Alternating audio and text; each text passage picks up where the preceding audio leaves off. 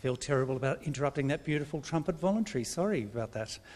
Good morning, ladies and gentlemen, to all of you here at Government House Sydney, and of course to family and friends joining us online. It's so wonderful to have you as part of today's celebration. My name is Christopher Sullivan. I'm the Deputy Official Secretary to Her Excellency the Governor, and it's my great honour and privilege to be your Master of Ceremonies today. Just a reminder from your briefing a short time ago, sadly we won't be able to sing the National Anthem today, but we will stand to observe it. And as far as we're aware at Government House, there are absolutely no rules whatsoever in respect of humming. So we expect you to do that loudly and clearly. Ladies and gentlemen, will you please now stand for the arrival of Her Excellency the Honourable Margaret Beazley, Governor of New South Wales, and Mr Dennis Wilson.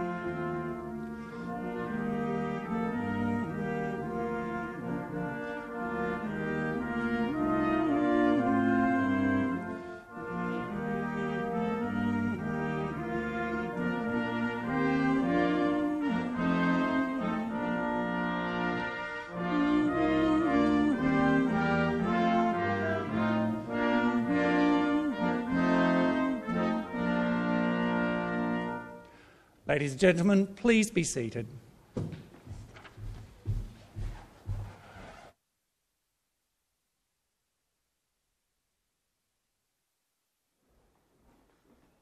Bujuri Gamarua, Dian Babana Gamarada, Gadigal Nagara. We are, of course, on Gadigal land, and I pay my respects to their elders, past, present and emerging, and to all the First Nation states of our state, New South Wales. Huge welcome to each and every one of you. It's been a little bit of a delay. We do have to apologise for that. Wasn't our fault. We tried our best. But, you know, sort of being one of those people, I'm a little bit glass half full, 3/4 full most of the time, I think. I look at it this way. Because we've had to delay your ceremony and you were nominated and awarded your honours in the Queen's Birthday honours list, you have now become part of very special history in this house when we are investing you in the Queen's Platinum Jubilee year. Every one of these ceremonies is so special to us here in the House, and I'm sure it's unbelievably special to you. But to be able to include you in this part of the history of our House is actually also very, very special to us. The Australian Honours System was established in 1975. It was created when then Prime Minister, Gough Whitlam, wrote to the Queen and urged her to create and establish a distinct Australian honours system.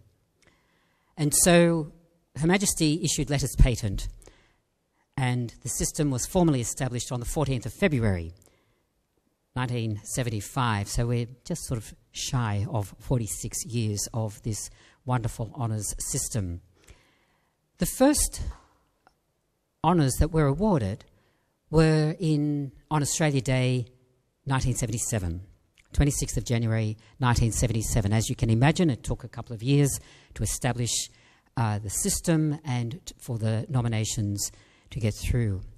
In that year, there were, in the January list, there were 114 honours and 17 from New South Wales. The population of New South Wales at the time was about 3 million. Today it's about 8 million. Those 104 people don't actually represent those who were honoured in that year for the contribution they made to Australia, because in 1976 then Prime Minister Malcolm Fraser reinstituted, at the request of the Queen, to reinstitute the British imperial system. So for the next decade, we had a parallel system of honours, the Australian honour system and the imperial system. There's a lot of political history in all of this. So it probably wouldn't surprise you to know that in 1986, our then Prime Minister, Bob Hawke, urged the Queen to cease the imperial honours system for Australia and to have a singular system. And she agreed. And so what we do have now is what is a singular Australian honours system of importance. It's of importance because it recognises exceptional service and exceptional achievement.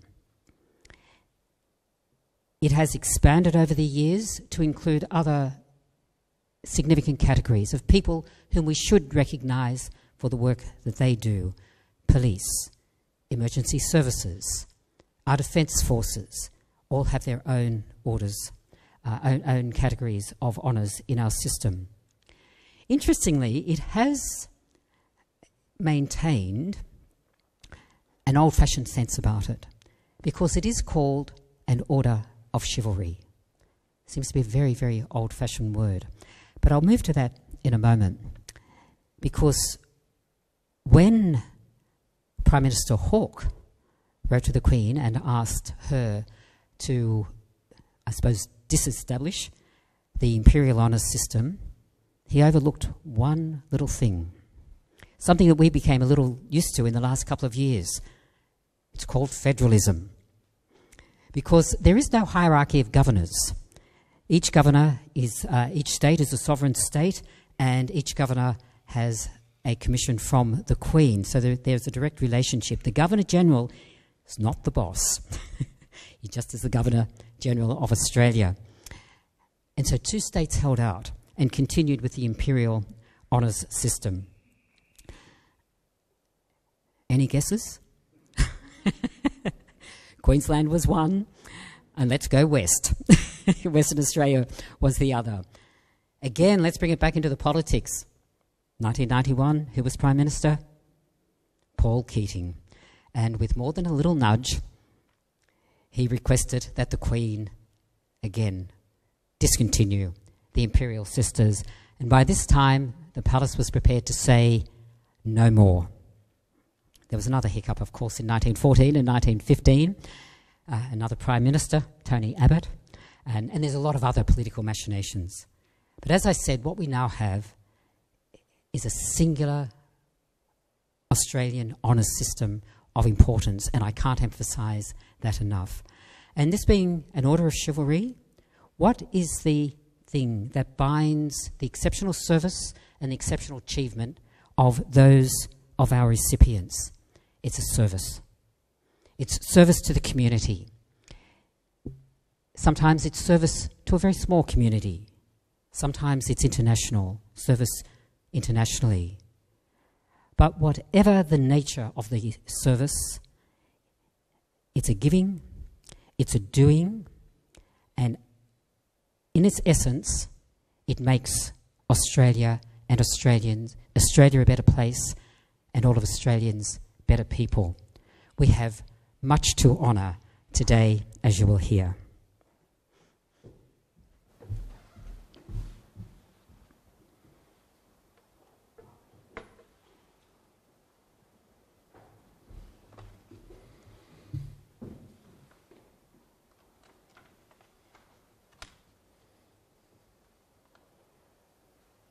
To be presented with the Bravery Medal, Dr. Stuart Malcolm Romm. In the evening of 3 August 2010, Dr. Romm was in his upstairs home office in Bellevue Hill when he heard a loud bang from his next-door neighbour's house. He looked out the window and saw flames leaping 6 metres into the air. Concerned for the safety of his elderly neighbour who had mobility limitations, Dr. Romm dialled 000 and ran to the burning house. He was able to open the screen door, but the front door would not budge. Dr. Romm could see his neighbour inside the house and ran to the back of the burning residence. Through the flames, he could see him standing in one spot and not moving towards the door. Dr. Romm entered the house and moved quickly through the flames to reach his neighbour and then dragged the coughing and spluttering man through the flames to safety. Emergency services arrived on the scene and paramedics treated the man. By his actions, Dr. Romm displayed considerable bravery. Your Excellency, I present Dr. Stuart Romm.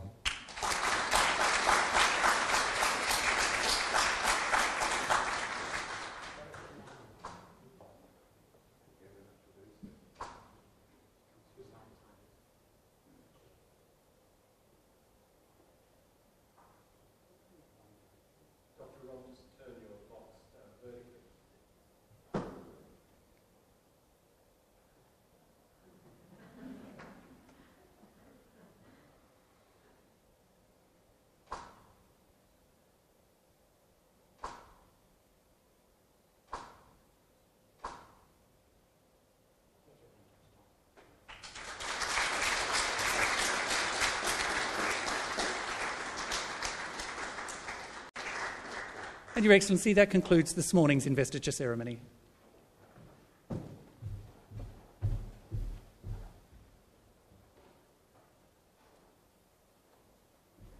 As each recipient comes to the door, just because of the beautiful day and the glow, it's as though they've got their own aura. Each candidate has their own aura around them, and indeed, in their own way, they do. And I'm sure, having heard the citations, you will now understand why I say that our honours system is a system of singular national importance. Can I say thank you again?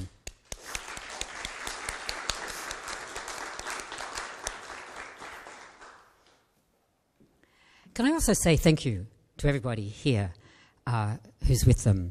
I can see a few tears, I can see a lot of smiles.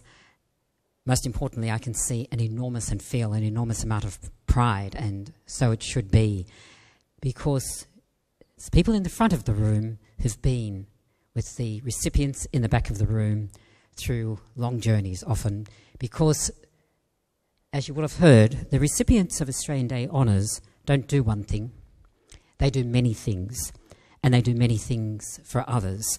And if they don't have the support of those around them, then I suspect they would agree that they wouldn't be able to do it and do it so well. So thank you to everybody here. It's a day of honour, it's a day of acknowledgement, it's a day of celebration, and therefore we really need to have a party. Nothing like a garden party, it seems to me. I don't think I'd ever been to a garden party until I came to Government House. It's a beautiful day, and we like to celebrate here in Government House, Sydney, everything that is wonderful about New South Wales. It's pretty easy to do. We're the premier state, after all. We have extraordinary people, as we've just heard, and we have the most extraordinary produce. There's been a little challenge going on as to whether I could memorise the entire menu. Now, I managed to do that yesterday. However, I was a little stumped because there was something I didn't know. So I had to get my notes. We have one particular sweet. No, we actually have 3 sweets, so you don't have to worry. But there's one particular one, very healthy one. It's the lemon myrtle custard tart, just with wild berry jelly and bee pollen dust. But it was the bee pollen dust that stumped me. Does anyone know what it is? Oh, there you go. You're a beekeeper. Just a bee pollen lover. Well, look. Apparently, bees granulate the pollen naturally. And then the beekeepers collect the bee pollen with the use of pollen traps, which are devices, I'm told, that fit over the entrance to the hive, collecting some of the pollen from the bees as they pass through. So I went to the kitchen this morning just to try and work out what this bee pollen was and really what it looked like. It was in a jar, I'm sorry. The jar had a label. So it didn't come actually from our bees. We have the most magnificent honey here from Government House, Sydney, which is in some of our offerings this morning. But when I read the label, look, you are going to go home today elevated, inspired, and healthy, because bee pollen has vitamins, minerals, antioxidants. Did I leave anything out? So you've got it all, just in that one nibble. Custard tart. So you must all have a custard tart. You will walk out of here so much healthier than when you walked in, which is the way we like it to be. But most importantly, we love you to have the most wonderful day. So congratulations again. Let's go outside and celebrate.